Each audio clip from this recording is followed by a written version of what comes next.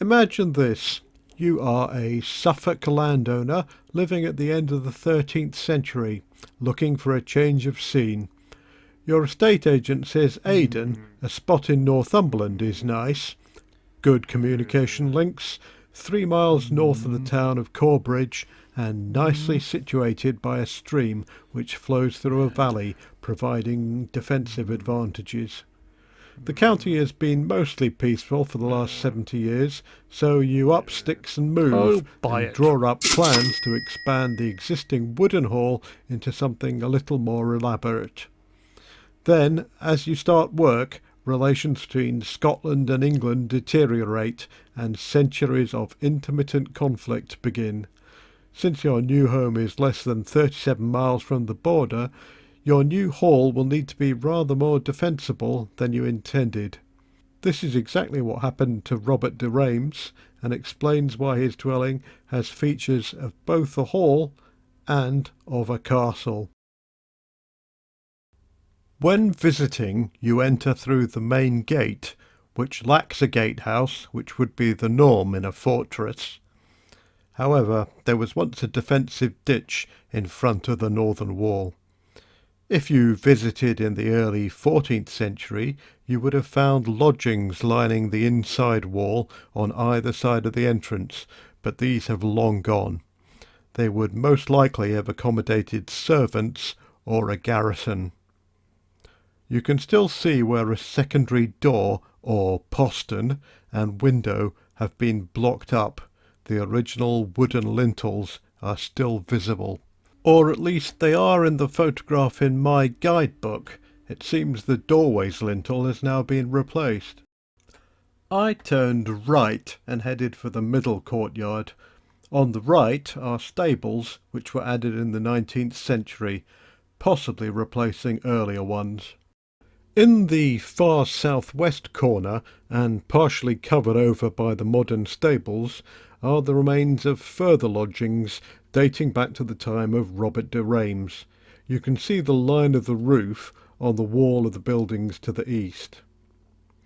If you go through the door with the fancy shouldered arch, you come to 3 interconnected rooms, which all have impressive vaulted ceilings. These were originally storerooms, but were converted to stables and cowsheds in recent times, which explains the drains and feeding troughs. To the east lies the inner courtyard. The steps date back to the 16th century, but replaced earlier steps. There was originally a small porch at the top of the stairs, which would shelter visitors waiting to enter, but this was replaced by a roof that covered the entire staircase. You can see marks in the wall marking the position of these features. If you head away from the steps to the southeast corner of the inner courtyard, you pass through a door into the downstairs solar, that is, a parlour or private retiring room. This doorway was a 17th century addition, and the lintel is inscribed with the initials of the owners at that time, William and Henry Collinson, and also the year 1653. This is the ground floor domestic quarters, which have been in use by the lord of the manor and his family. There would have only been accessed from a set of internal stairs, which are behind where the camera is, although these have been replaced by a modern version. So this was entirely for the lord of the manor's use, private apartments. Courtyards out there, but there probably wasn't a door there eventually. And on the other side of the courtyard are what ended up being a cow byre when it was part of a working farm. You can tell it's cow byre because there's places for fodder for the cattle, and the floor has drains which drain to the outside world, which obviously you'd need if you were storing cattle there. Earlier on, before it became a farm, it may well have been used for less important people, servants and so on would have lived there, but they're not entirely sure, I think. Anyway, it's a bit damp today. Thankfully this bit is indoors. By the way, originally the windows would have been much smaller than the one on the right. two small lancet windows survive from around 1300. In the 16th century, the Carnaby family converted this room to a kitchen. It was at this point that the oven on the left of this picture was added. It contains a recess for baking bread. Later still, in the 19th century, the impressive original fireplace, which I entirely failed to get a picture of, had a stove added to it, and this was eventually replaced by an Aga oven. In the southeast corner is a doorway to the latrine block. Now I'm standing in the latrine block, which is just off the ground floor accommodation for the Lord of the Manor and his family. I'm not quite sure what those supports are at the end. Perhaps they held up a toilet seat of some description. I don't know, but if you look over here,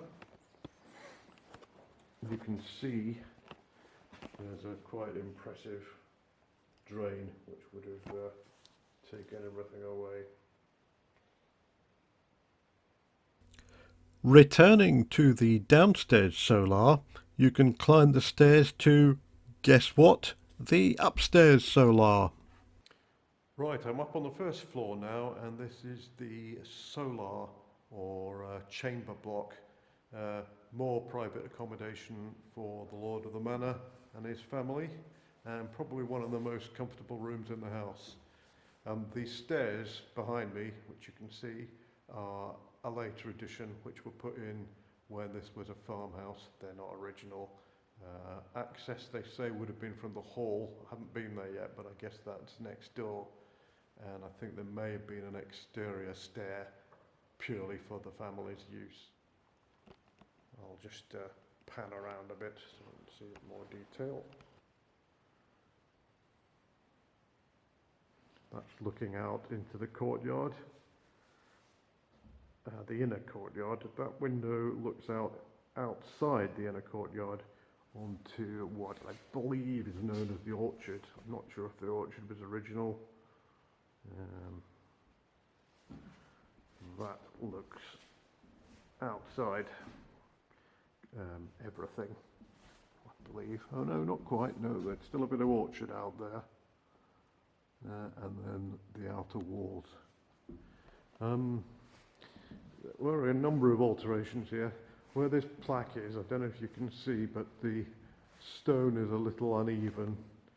This is because there used to be a fireplace there in medieval times. At some point, the fireplace that was here was removed, and they put in another one on this side, which is quite impressive, but perhaps a little awkward looking. If you go outside and look at the other side, you can still see the chimney on the outside wall.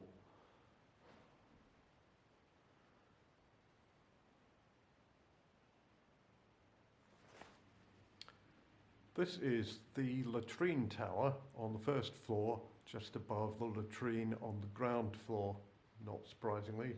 The chute is contained in a buttress, which you can see from the outside. They seem to have added a fireplace at some point down there. And there was a suggestion that the slightly ornate window over here, although it's rather more ornate on the outside, was there was a suggestion that this might have been a chapel, but that makes no sense given that it's got a latrine chute in it. So clearly had a rather impressive ensuite. So I think that's the latrine chute there. I'm not quite sure how that worked because it's not as clear as it was on the ground floor. If you head back to the upstairs solar, walk across it and through a door, you reach the hall. This is where the Lord would meet visitors and where meals were eaten. The Lord and his family would eat at a table at the far end against the stone screen, whilst guests ate at tables stretching along the hall. A fire would have been lit in the centre of the room, and the smoke, or most of it, would escape through a louvre in the ceiling. If you pass through the screen and keep going, you get to the original kitchen built by Robert de Reims. The oven was replaced by a fireplace when the Carnabys moved in the 16th century and is decorated with the Carnaby coat of arms. They also built the stone screen to replace an earlier wooden one. However, there is another kitchen on the first floor to the west of the inner courtyard. This was built not long after the first. Robert de Reims got involved in the borders fighting after 1296 and needed additional men to guard his house and also to follow him into battle. The original kitchen just wasn't big enough to feed so many, so a new one was constructed next door. I'm now standing in the kitchens. These were added in 1305 and the floor is actually on 2 levels and there used to be a partition between them. Behind me is the fireplace, which has been rather badly damaged, and you can see some food cupboards over there, storage space, and if you go down and look at the other end, now you see where the wooden barrier is, that would have been a wall, and you can see a doorway at the far end above head height that would have been reached by a staircase and leads through to a gallery in the main hall. Some fairly obvious modifications have been made here. I think I remember from reading the guidebook that this was later converted into a dovecot, so I think that explains those holes up above my head. You may have spotted a door in the corner by the fireplace. This leads out onto the wall walk around the inner courtyard. Unfortunately, due to the wet weather, they weren't letting anybody out there, which is a shame. I thought I would brave the rain to look at the orchard next. This was originally a kitchen garden and only became an orchard in 1941. You can get a good look at the exterior of the solar block from here. There are 2 chimneys. The one on the left dates all the way back to Robert de Reims' time. The one on the right, with attached bread oven, is modern rubbish added by the Carnabys in the 16th century. Notice also the so-called tusking stones projecting from the walls at the northeast corner. These suggest that Robert de Reims intended to add an extension here, possibly a chapel, but for some reason it was never built. The last building I visited lies at the northern corner of the outer courtyard. It was once a wall tower, but is now barely high enough to accommodate an arched doorway leading to a sunken vaulted chamber. This would have been used for storage, but became a blacksmith's shop in the 19th century. And that's about it. There's a scenic public footpath leading back to Corbridge, spoilt only slightly by the rain, and the A69, which cuts straight across the path, forcing a detour of about 500 metres to the nearest road bridge and then back again. If you like this video, and I hope you did, you can like, subscribe and tick that notification bell, whatever. Bye for now.